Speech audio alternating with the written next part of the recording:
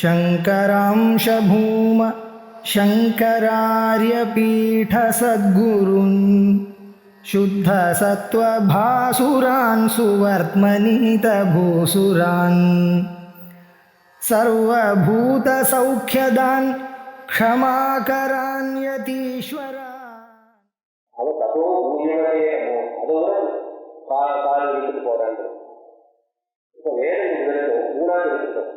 கர்மகாண்டம், உபாசனா காண்டம், ஞான காண்டம். கர்மாசம்பம் விதித்துக்கு போவான், உபாசனை கொண்ட சாதனைக்கு போவான். இது என்ன அநியாயமா இருக்கு அப்படின்னா இந்த பண்றதுக்காக சொல்லல. அப்போ வித்யானான் அப்போ இதெல்லாம் வித்தியாசம் இருக்கு. அன்பிதேயமாக அவித்யா, அன்பிதாக வித்தியா. கர்மாவுக்கு பலன் சிலது வந்து தெளிவாக சொல்லியிருக்காரு, உபாசனைக்கு பலன் சிலது சொல்லியிருக்காரு. இது பூர்வாச்சாரியர்கள் அப்படி சொல்லியிருக்காரு, உபரிஷத்துக்கு பூர்வாச்சாரியர்கள் அப்படி சொல்லியிருக்காங்க. அதனால இதுல ஒண்ணு பார்க்கணும், நம்ம சுதந்திரமா இந்த காலத்துக்கு இருந்தாலே மாற்றிக்கலாம். நம்ம இப்ப வந்து என்ன வந்துருக்கு அப்படின்னா எல்லா இடத்துலையும் வழிபடணும். இப்போ காலத்துக்கு இருந்தாலே நம்ம எல்லாம் மாற்றிக்கணும். காலத்துக்கு இருந்தாலும் மாற்றத்துக்கு நமக்கு வேறத்துல அதிகாரமே கிடையாது. எத்தனை ஜென்மம் ஆனாலும் ஒரு மனுஷனா இருந்தா அவன் சில விதமா பண்ணிதான் ஆகணும். பசிச்சா வாயாலதான் சாப்பிடுறோம். காலத்துக்கு இருந்தாலே மாற்றிக்கலாம். எப்ப மாத்திர அப்படின்னா காலத்துக்கு இருந்தாலும் அப்படி நம்மளால எதுவுமே முடியாத போது வாயில ஒரு பூ போட்டு ஆஸ்பத்திரியில கட்டலாம். அப்பதான் காலத்துக்கு தகுந்த மாதிரி அந்த டைம்ல வேண்டாமே வரும். காலத்துக்கு தகுந்த மாதிரி மாற்றிக்கிறேன்னு சொல்றது நம்மளுக்கு எந்த ஒரு நிறுவனம் இருக்கு, காலத்துக்கு மேலே மாற்ற முடியாது. அது வந்து தெளிவா சொல்லியிருக்காரு. அதனாலதான் வேதனையே வந்து பூர்வேஷம் இது சுத்தம பூர்வ பெரியார்களே நான் அப்படி கேட்டிருக்கேன். அவ்வளோ நிலையத்தை நம்மளுக்கு காட்டுறேன். கர்மா விஷயங்களுக்கு உட்கார்ந்த விஷயத்துல ரொம்ப பத்திரமா இருக்கு. எங்க என்ன சொன்னாலும் அப்படிதான், வேதனைக்கும் அப்படிதான். என்ன சொல்லிருக்கு, கர்மாவுக்கு சில பலன் சொல்லியிருக்கு, உபாசனைக்கு வேற சில பலன்கள் சொல்லியிருக்கு. இப்ப அதனால பலன் சொன்னதுனால அது பிரயோஜனம் இல்லைன்னு சொல்ல முடியாது. எங்காவது அப்போ வீட்டுக்கு போறேன் யூஸ் அப்படின்னா அப்பாவை தெரிஞ்சுக்கலையே, நம்ம ஆத்மாவை தெரிஞ்சுக்காதுன்னா சம்சாரம். அதாவது சம்சாரத்திலிருந்து விடுபட முடியாதுன்றதுனால அப்படி சொல்றதே தவிர கர்மாவை உபாசனை உண்மையை சொல்லல. அப்ப எப்படி பண்ணணும், பேசணும். அந்தேவாக வித்தியா அன்னையாக வித்தியா இது சுத்தம பூமேஷாம் ஏகந்த புதகத்திலே சொல்லிட்டு வித்யாந்த அவித்யாந்த எத்தேக பயம் சக இந்த சகாதோ ஆசைப்படும். கர்மாவையும் உபாசனையும் சேர்ந்து யார் செய்கிறாரோ அவித்யா மிருத்யும் தீர்வா வித்யா அமிர்த லட்சுமே.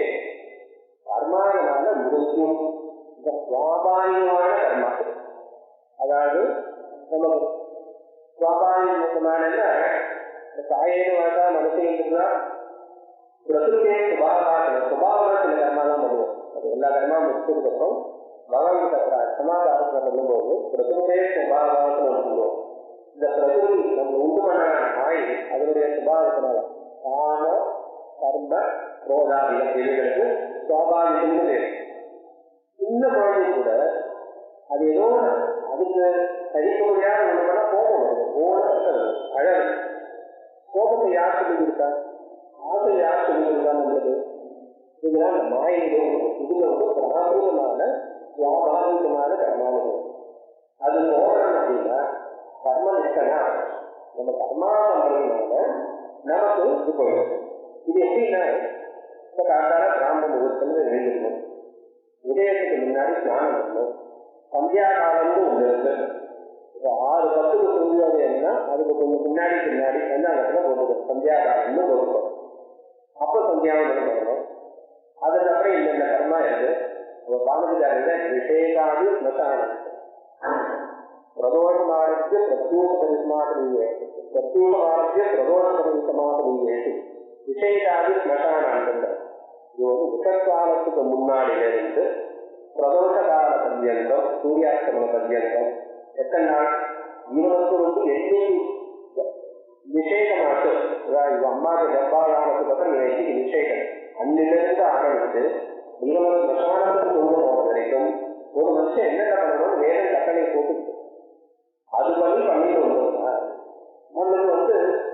என்ன சிக்கல் இருக்காது. அது கொஞ்சம் தண்ணி பார்க்கணும், அதை பற்றி தெரிஞ்சுக்கணும். நம்ம தெரிஞ்சுக்காதனால நமக்கு இதெல்லாம் கஷ்டமா தோணுது.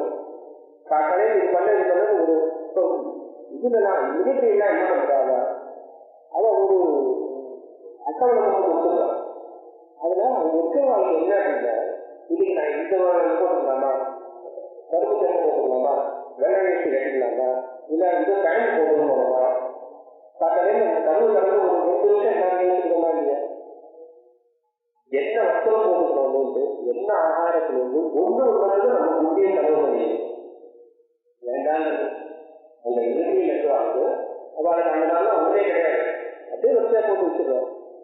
அவள் என்ன பண்றா, அவள் இந்த விஷயங்களை சிந்தனையே போல, அவளுக்கு சுவாதந்திரம் கிடையாதுன்னு நம்ம நினைச்சிருக்கோம்.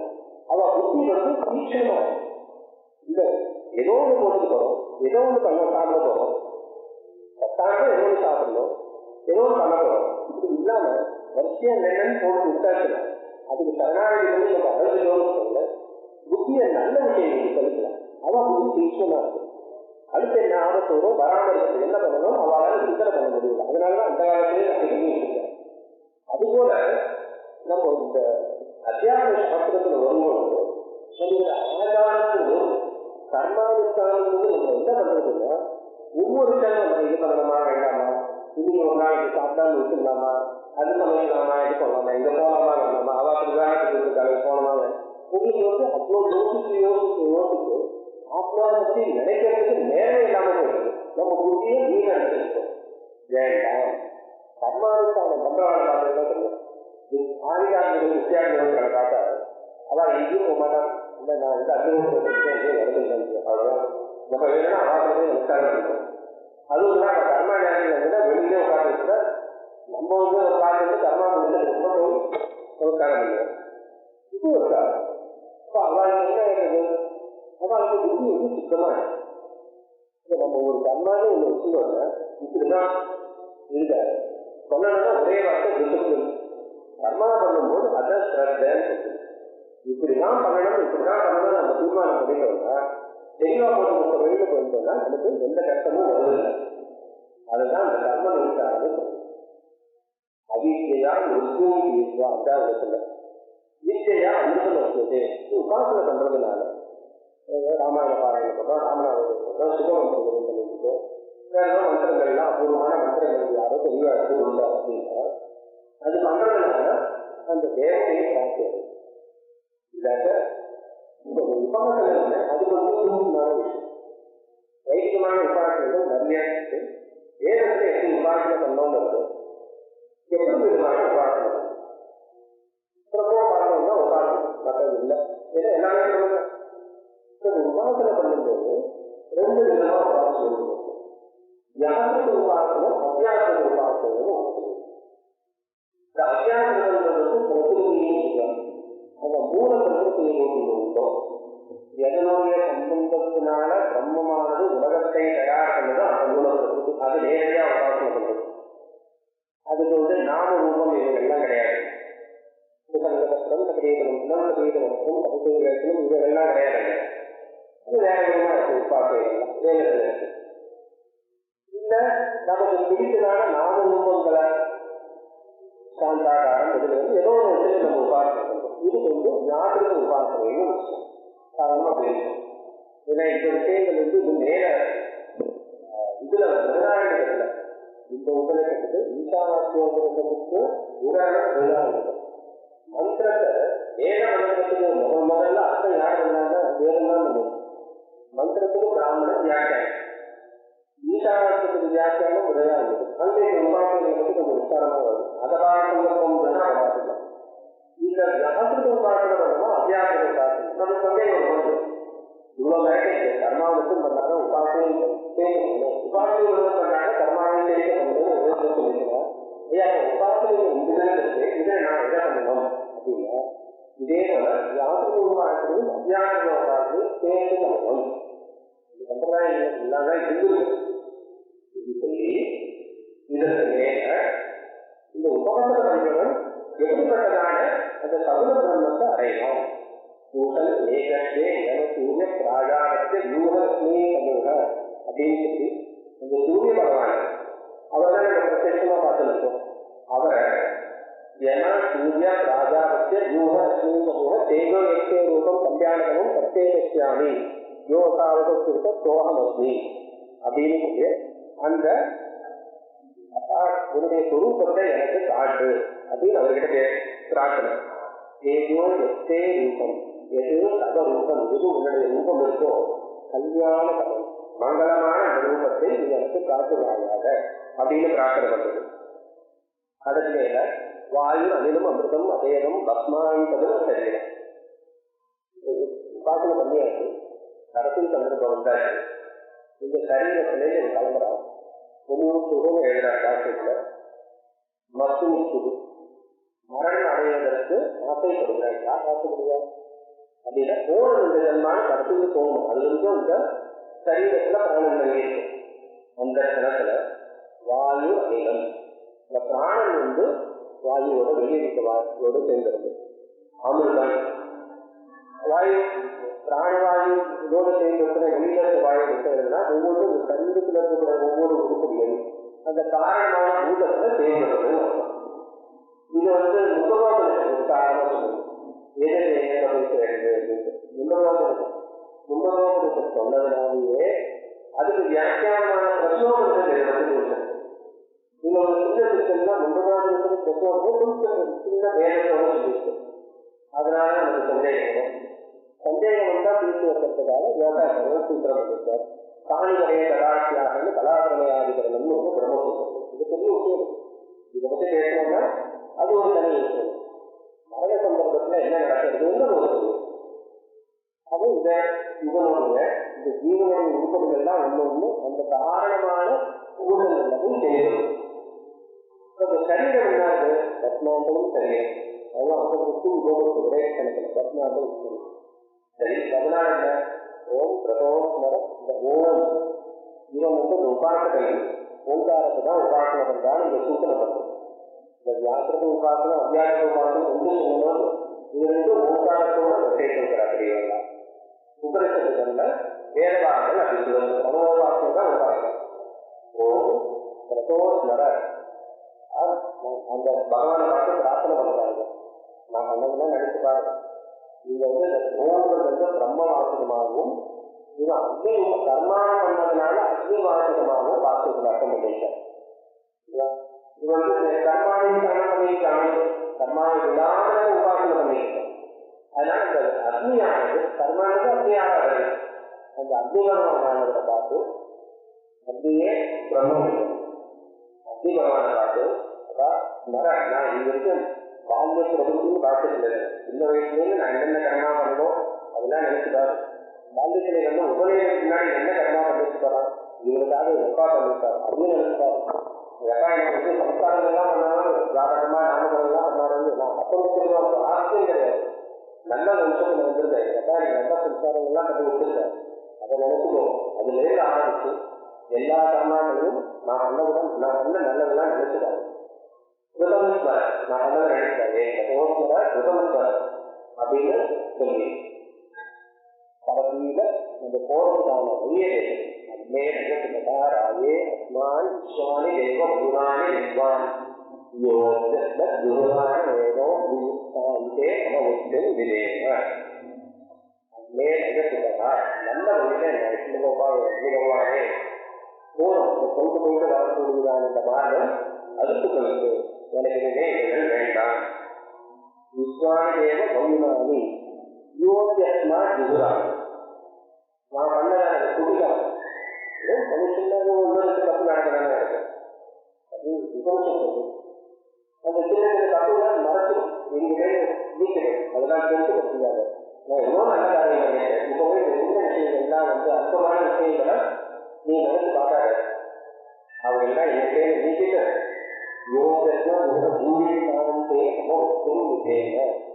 அந்த சந்தர்ப்பத்துல மரண சந்தர்ப்பத்துல நமக்கு எதுவும் பண்ண முடியாத சந்தர்ப்பத்துல நம்ம உத்தேங்க எல்லாரும் இளைஞர்களுக்கு நமஸ்காரம் பண்ண முடியாது. அதனால என் வாசனால நான் நமஸ்காரத்தை சொல்லுகிறேன். அதை வந்து பிரசாந்தேந்திரியே நஷ்டகந்தியே விசேஷே கபோத்காரே வயோகந்தி காத்திரே பிரயாணோன்முகே மத்தியநாதே கதானி விசன்னே தயாலு பவாத்ரே விவஸ்வம். பகவத்பாதர் ஸ்லோகங்கள் பண்ணியிருக்கார் அப்படின்னா காட்டிட்டு அவர் ஒரு உபன்யாசத்தில் இதே மாதிரி குருஸ்வாமி முக்கியம் உபன்யாசம் பண்ணும்போது இந்த ஏதோ புத்தகத்தில் இருந்தது அவரு சாதாரண சொன்னார். இந்த சூத்திரபாஷையாளர்கள் உத்தமாதிகாரிகளுக்கு, விவேகானந்தனை போன்ற பிரகடனங்கள் மத்தியமாதிகாரிகளுக்கு, ஸ்தோத்திரங்கள் மந்தாதிகாரிகளுக்கு அப்படின்னு நிறைய சொல்றாங்க. அதுதான் நீங்க சொன்ன. நான் அவர்கிட்ட கேட்கிறேன், வந்திருக்கிறேன் பார்த்து கேட்கிறேன், இது இந்த அதிகாரிகள் எப்படி நீங்க உதாரணம் செஞ்சது புத்தகங்களை வச்சு அதனால அப்படி சொன்னேன் சொல்லிட்டு கேட்டார். அதுக்கெல்லாம் உங்களுக்கு அறிவு கேட்டார். அதுக்குன்னு ஒன்றும் இல்லை, மூணுமே பகவத்பாதர்கள் எல்லாமே உத்தமாதிகாரியே எடுத்துக்கலாம். ஆமா, பகவத்பாதாவுடைய கிரந்தத்தை எது முடிச்சாலும் உத்தமாதிகாரிகள் அவங்க மந்தனே கிடையாது அப்படின்னு சொல்லிட்டு அப்ப என்ன சொல்ற உள்ள பேசுறீங்க. பிரகடனங்கள்லாம் படிக்கிறேன், படிக்கும்போது ஒவ்வொரு ஸ்லோகம் படிக்கும் போதும் ஒவ்வொரு விஷயம் படிக்கும் போதும் இது எந்த உபநிஷத்துல நீங்க சொல்லலாம் அப்படின்னு. அதான் ஒரு வருஷம் சக்கரதேவின் போது கடற்கரையில் பாராயணம் பண்ணுவோம். அவரும் கூட உட்காந்துட்டு ஒவ்வொரு ஆசிரியர்களும் போய் பண்ணுவோம். நான் செய்ய முடியும். அப்போ பண்ணும்போது சொல்லுவேன், நீங்க பிரகடனங்கள் பார்க்கலாம் அப்படின்னு. நான் பிரகடனம் எடுத்து பண்ணும்போது இது எந்த உபநிஷத்துல இதே அதுக்கு முன்னாடி எல்லாத்தையும் பாட்டு வச்சிருக்காரு. அதுக்கு முன்னாடிதான் அவருக்கு அதுலேயே தெரியும். இது சொல்லும்போது இந்த இடத்துல வரலாம் இந்த இடத்துல வரலாம் போது வார்த்தையோடு சேர்த்துங்க. பிரகடனங்கள் பார்த்தா அது மூலன்னு சொல்லணும். அதே போல ஸ்தோத்திரங்கள் பார்த்தா இதெல்லாம் எந்த வேத காலத்திலே எந்த உபநிஷத்திலே வருது அப்படி பார்க்கணும். பகவத்பாதங்கள கிரந்தங்களை பார்க்கும்போது எல்லாமே அவர் தூக்கு நான் வச்சிருக்கேன். அவங்க விதம் அவங்களோட தேவை கிடைக்கும்போது கண்டுபிடிச்சிருக்கேன். அச்சுதானங்கள் பகவத்பாதனுடைய ஸ்லோகங்கள்ல அச்சுதானங்கள் ஒன்று. அந்த ஒரு ஸ்லோகத்தை தவிர ஆத்ம தத்துவத்தை மரணம் பண்ணாத ஸ்லோகமே பகவத்பாதம் கிடையாது. அது ஒன்றுதான் குரு நாமக்கு உண்மையான மாதிரி இருக்கிறாங்க. இது எல்லாத்தையும் எங்கேயாவது இடத்துல ஆத்மான்னு சொன்னாங்க, ஆத்ம தத்துவத்தை சொன்னாங்க. அப்படி இப்போ பகவத்பாதன் ஸ்லோகம் பார்க்கணும். இப்போ இதுக்கு நேர இது ஒரு 2 வருஷம் எல்லாரும் விளையாட்ட பண்ணார. அதுக்கப்புறம் தெரிஞ்சதுன்னா இது சரி இது இன்ஃபர்மேஷன் படிக்கும் போது எந்த ஸ்லோகம் ஞாபகம் வருதோ அதை பற்றி காட்டிக்கலாம் அப்படிங்க. அது ஏதோ உபனிஷத் தினம் படிச்சுங்களா இது பண்ணிட்டு பாராயணம் பண்ணிட்டு பாடத்துக்கு போது ஏதோ ஒரு சொல்லிக்கிறதுனால அது இருக்கு. ஸ்தோத்திரங்கள் ரொம்ப மனசரியில்லை இல்ல ரொம்ப மந்தமா இருக்கு, எதுவும் படிக்க முடியலன்னா கொஞ்சம் பொழுதுபோக்குக்காக தான் ஸ்லோகம் படிக்கிறது ரொம்ப தப்புது. இந்த பக்கம் இருக்கிறதுனால அது நேரம் இல்லைங்கிறதுனால அது பின்னாடி போயிடுது. இதுல இருந்த படிக்க அவங்க இல்லை. சுப்பிரமணியம் படிக்கும் போதோ சிவகாரணம் போதோ இது எந்த ஒரு ஆத்மகத்தை எங்கே சொல்றது எடுத்து பார்க்கணும்னா அதுக்கு கொஞ்ச நேரம் யோசிக்கணும். ஆனா பகவத்பாதம் சுந்தரதேவிதான் அதனால சொல்றோம் இந்த ஸ்லோகங்கள் பார்க்கும்போது. அதே போல இதுவே பரவாயில்ல. இதுக்கு மேல பிரணம்யாத்து சாதியோத்தே பவித்ரா பிரசாத்திய பிரமோ பிரார்த்தையே ஏகவாகம் நவத்து சமூகம். அப்பா உங்களுடைய கால அநேகம் சுப்பிரமணிய தினங்கள சுப்பிரமணிய அர்த்தம் நினைக்கிற அநேகமான காலையை வைத்தா உங்களோட கால அநேகமான சென்றது சுப்பிரமணிய கோவில் யாரோ 12 வருஷம் பண்ணு 107 நான் எப்போ உடம்புல அப்போ ஒன்றும் முடியாது. அநேகமான பிரார்த்தை பண்ற நகத்துவமோ சதானி அந்த சமயத்துல எல்லாம் ஒன்றும் பண்ண முடியாது. நகாரியாந்த காலே மனாவது அந்த காலே மனாவது கொண்டு கூட உபேட்ச பண்ணிடாது அப்படின்னு பிரார்த்தனை பண்ண முடியாது. அந்த அக்னிகள் சுப்பிரமணியத்தானே அக்னி அதுதான் இந்த அக்னேயே சொன்னத சுப்பிரமணிய சேர்த்து ஆச்சாரியார் சொன்னார். இல்ல அவர் அப்படிலாம் சொல்லல, நான் அப்படி சொல்லல, அவர் தான் எடுத்து சொல்லல, வேற யார் சொன்னாலும் நான் வந்து அவர் எடுத்து சொல்றதுனா விசாரணைக்கு ஒப்பப்படுகிறேன். அதுதான் இதாக்க இன்னும் கொஞ்ச நேரம் இருக்கும்.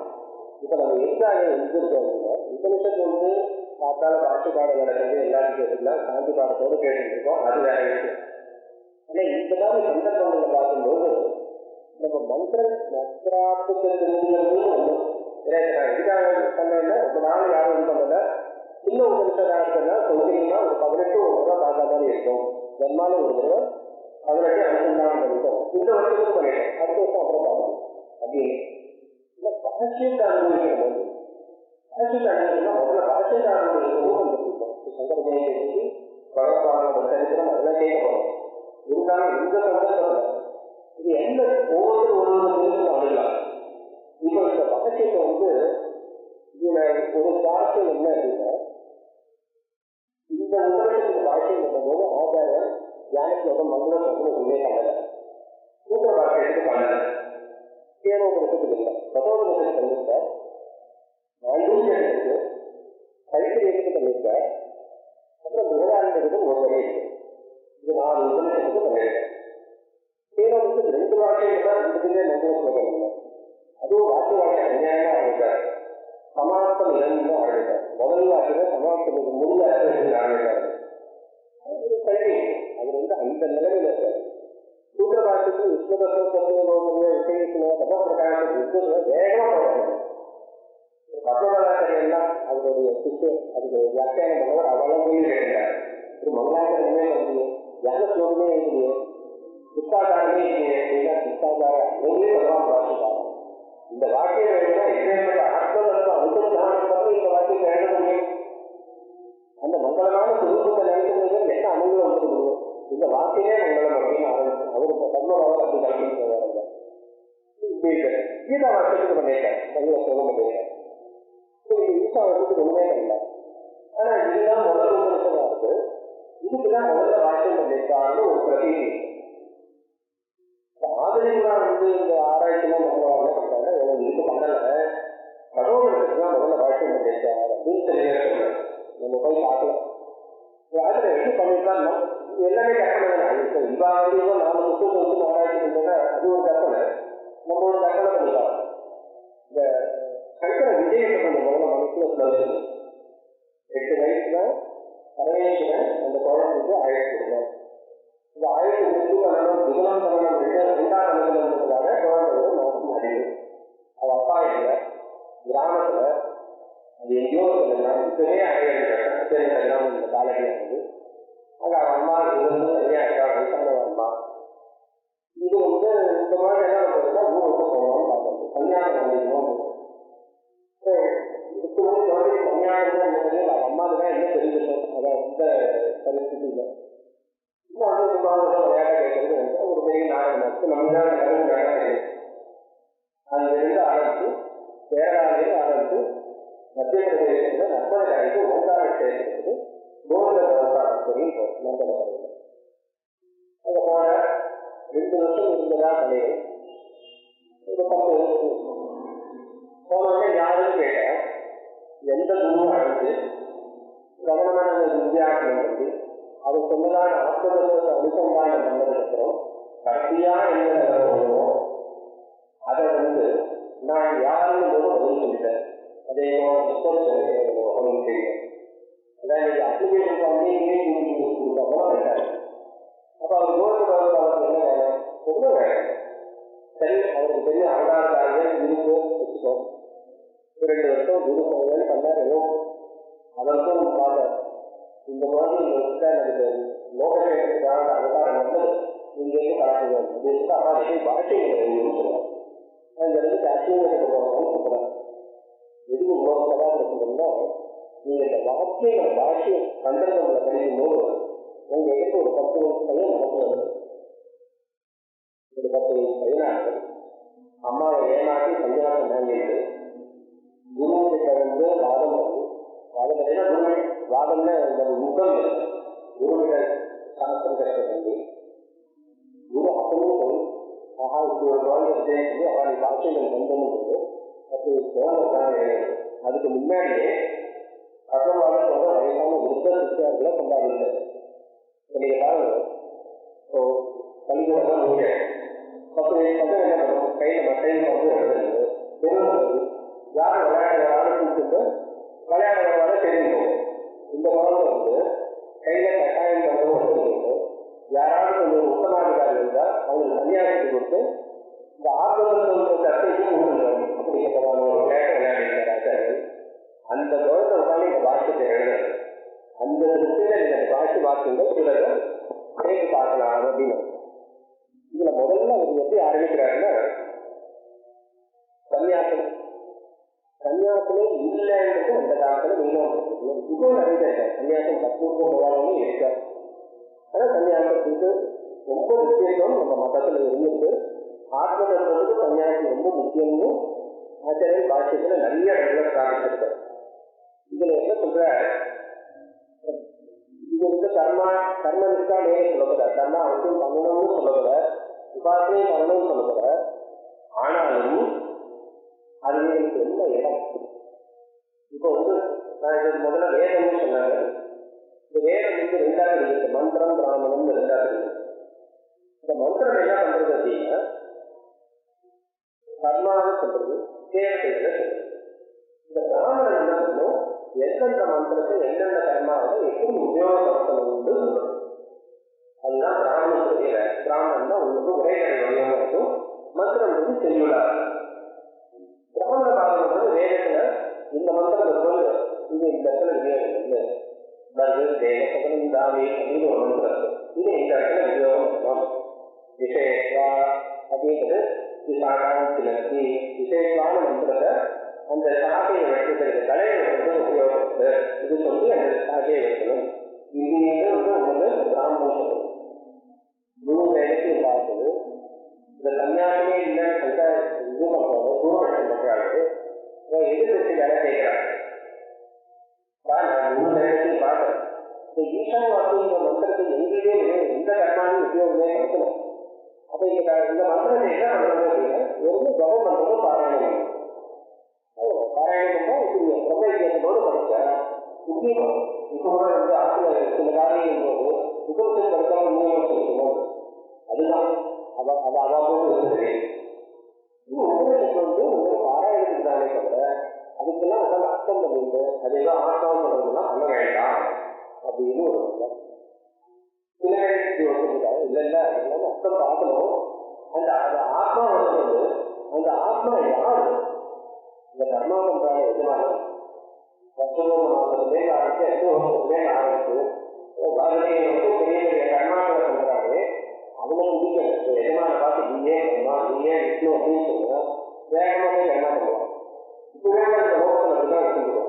யார்கிட்டையாவது உங்களுக்கு வேலை ஆகணுமோ அவரை வந்து தோற்றம் பண்றது உங்களை போல முடியுமா அப்படின்ட்டு சொல்லிடுவோம். வேலை முடிஞ்சவொடனே அவர் முடிச்சுட்டு போயிடும். அதுபோல வேதமானது இவங்களுக்கு தோற்றம் பண்றதுக்காக இந்த உபதேசம் பண்றது.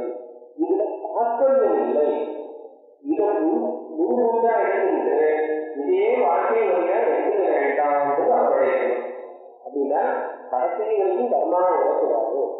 இந்த ஞான விஷயெல்லாம் ஒன்றுமே இல்லை அப்படின்னு வருஷம். அது முதல்ல தகவல் இருக்கணும். அப்பதான் வந்து வேதாந்தத்துல கர்மாதி உள்ளதான். என்னதான் கர்மா பண்ணாலும் சம்சாரத்துக்குள்ளதான் இருக்கணும். சம்சாரத்தை தாண்டி போகணும்னா, சம்சாரம் இல்லாம போகணும்னா இந்த ஞானத்துக்கு தான் வேணும். அதுக்கு உங்களுடைய ஆத்ம ஞானம் தான் வேணும் அப்படின்னு சொல்றதுக்காக முதல்ல ஆரம்பிக்கிற ஈசாவாக்கியம் இத்தியாதியோ மந்திராக அற்பது அபியுக்தா நோக்கமும் ஒத்துக்கிறார். நானும் வேணும் எனக்கு என்ன தெரியுது, கர்மாவை விநியோகம் பண்ணல. அப்போ இது தேசம் அகர்ண தேசத்திய ஆத்மன ஞாதாத்திய பிரகாசகத்வா. இதுதான் முதல் வாக்கியம். இந்த கர்மாவுக்கு அங்கமாகாத விமானத்தில் வந்து கர்மாவை சொல்லும் போது எந்த அளவுக்கு வைத்தான்னா, கர்மா பண்றாங்க இவனுக்கு கர்மா அங்கம் கிடையாது. அதான் இவன் பிரதானம், இவனுக்கு சகாயம் பண்றதுக்காக கர்மா இல்லை. வேதத்தில் இந்த கர்மா படிக்கிறது அதை வந்து ஒரு ஆசாமி வேணும். மிகவும் அத்தியம் வந்து ஆதாரம் வந்து அத்தியம் சம்பாதிச்சு அத்தியோகத்தை ஆக்கணும். அதனால இவன் இந்த கர்மாவை வந்து கர்மாத பிராதானியத்தை அவன் கர்மாத பிராதானியத்தை கொடுக்கிறார். இவர் என்ன சொல்றார், இந்த ஆத்மா வந்து கர்மாவோட சேராது. முதல்ல அதை சொல்றாரு. அகர்ம தேசத்து ஆத்மன அது ஆத்மாவுடைய யாதார்த்தியம் தத்துவம் அப்படின்னா என்ன? ஆத்மரத்த யாதார்த்தியம் சுத்தத்த அபாத உத்தத்த நித்தத்த அசரீரத்த சர்வகதத்வாதி. இதெல்லாம் ஆத்மாவுக்கு சுத்தம், புண்ணியகார சம்பந்தம் இல்லாதது, நித்தியமானது, அழிவற்றது, சரீர சம்பந்தம் இல்லாதது, மலேஷம், அசரீரத்தம், சர்வகதம், எல்லா இடத்துலையும் இருக்கக்கூடிய வியாபகமானது, சத்தியமான தேவை சொல்ல போறேன் அப்படின்னு சொல்றாரு. சத்த கர்மனா விருத்தேகா, அதுக்கும் கர்மாவுக்கும் சம்பந்தம் இல்லை. இந்த விஷயத்தை சொல்லுறாரு. கர்மாவுக்கும் ஆத்மஸ்வரூபத்துக்கும் சம்பந்தமே இல்லை.